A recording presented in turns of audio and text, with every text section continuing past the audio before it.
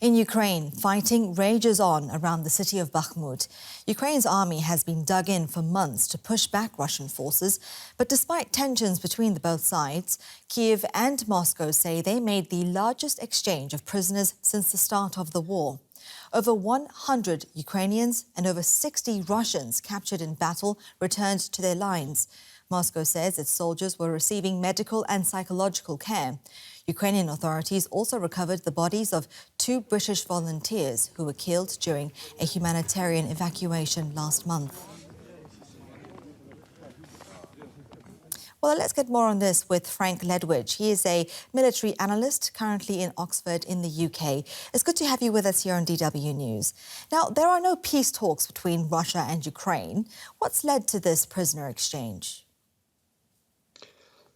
Rahila, there are 2 possible angles to this. The first is the perennial excellent work of the International Committee of the Red Cross, one of whose main jobs is to act, in fact, as an intermediary for things exactly like this. And I think it's highly probable that they were involved at some point, and certainly they will be in the future and have been in the past. The second is, as you hinted yourself there, offline talks between the parties, informal negotiations for this kind of thing. As you've said, these prisoner exchanges have happened before. They sometimes happen and are not publicised, I understand, but this is one of the larger ones. Now, there is also fierce fighting taking place around Bakhmut, and President Zelensky has said that Ukraine will continue to fight for Bakhmut for as long as he can. How long can the Ukrainians hold out for? Yeah, it's a very interesting question. If they decide to do so, the Ukrainians can hold out for a considerable amount of time. The question is, what degree of resources are they willing to apply to that? This is a city of very little intrinsic strategic value. Its value is that both sides have made such an investment in blood, in casualties, that they're locked together on it. It's a case of military sunk costs. The Americans have advised the Ukrainians to pull out so they can do that on their own terms. A controlled withdrawal is very difficult. But should the fighting get into the city itself, which I understand it hasn't yet, they could hold on for a long time. The problem is the gain wouldn't be worth the losses. I suspect they'll be withdrawing in the next couple of weeks under control on their own terms before they get surrounded. Sure. And at the same time, there was a phone call between Ukraine's President Volodymyr Zelensky and the United Kingdom's Prime Minister Rishi Sunak, where they agreed that it was vital for the international community to speed up assistance for Ukraine. But is time running out? What more can be done?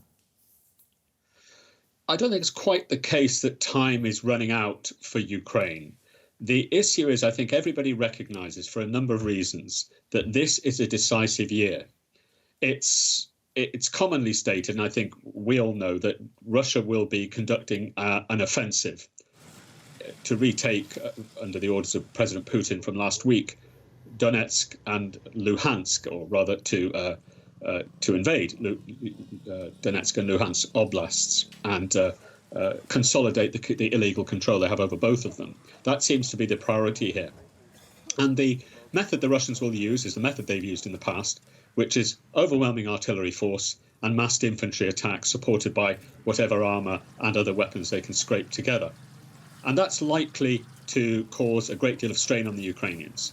And what the Ukrainians have to do this year is show that they are capable of retaking ground like that, and especially punching down into the south of the country and threatening Crimea, which is the priority for Ukraine this year.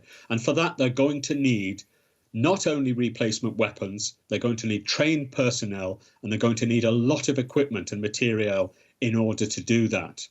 And to that extent, they have to do that very quickly within the next 3 to 4 months. Mm-hmm. That's for this simple strategic purpose, that they have to show they're capable of at least retaking some of their land this year in order to keep that momentum up.